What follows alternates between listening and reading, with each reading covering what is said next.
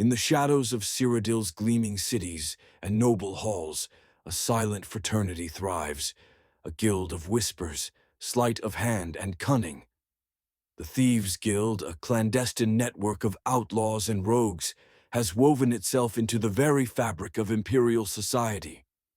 Despite the best efforts of the Imperial Watch, it endures, operating in plain sight, yet always beyond reach. The Thieves Guild predates the events of the Elder Scrolls IV, Oblivion by many decades, if not centuries.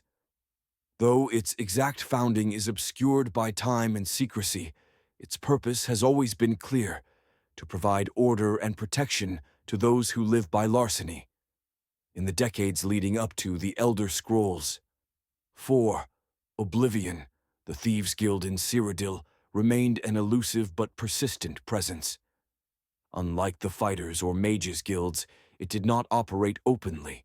Instead, it lurked in the shadows of cities like Bruma, Bravil, and above all, the Imperial City. The guild's influence was strongest in the waterfront district, where poverty and oppression bred fertile ground for recruits.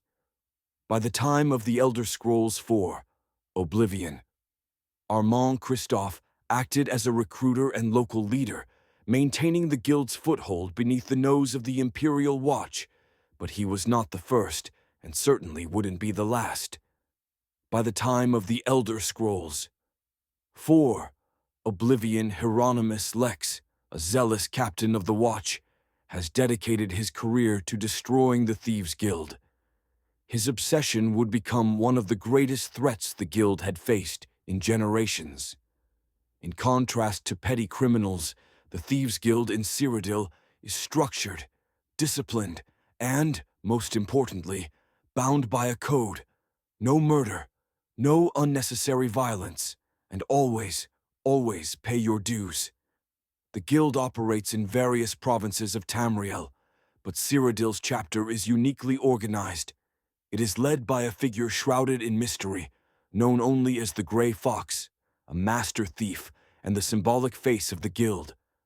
Beneath him, the guild is divided into a loose hierarchy of informants, fences, pickpockets, and burglars.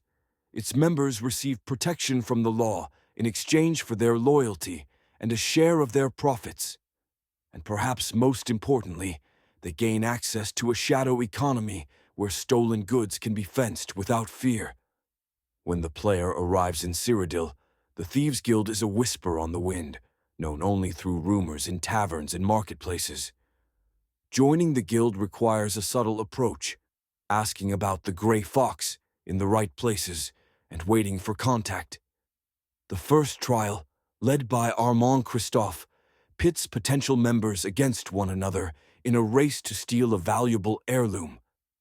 From there, the player enters a world of shadows, working their way up through the ranks: pickpocket, footpad, bandit, prowler, cat burglar, shadowfoot, master thief.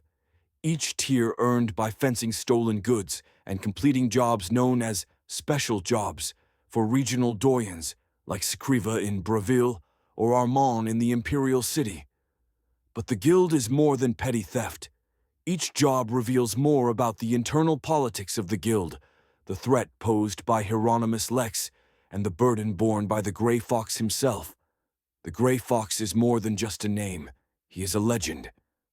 Said to be immortal, ever-changing and uncatchable, the Grey Fox is the subject of whispers in every corner of Cyrodiil. But the truth is far stranger than fiction. The Grey Fox is not a man, but a title, passed from one to another through possession of the Grey Cowl of Nocturnal, a Daedric artifact stolen from the very shrine of Nocturnal, the Daedric Prince of Shadows. This theft cursed the cowl, causing the bearer to be erased from history. Records forget them. Loved ones fail to remember them. It is as if they never existed.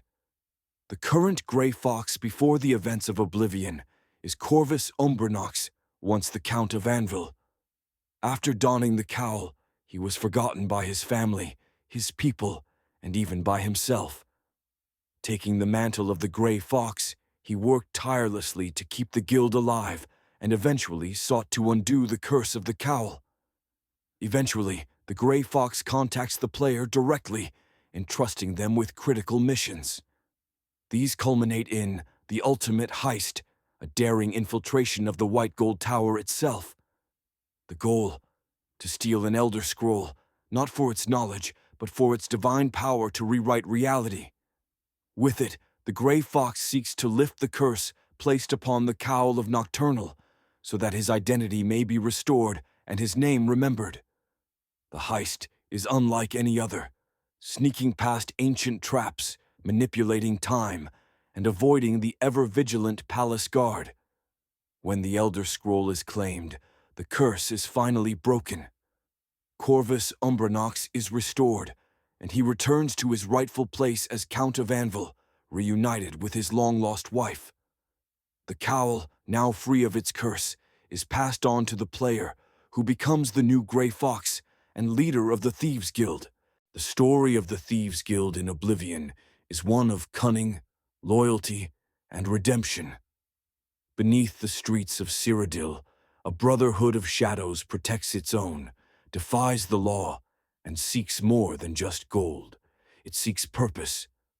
From the slums of the waterfront to the heart of the Empire itself, the Guild's legacy is etched not in stone, but in secrecy, silence, and stolen glances.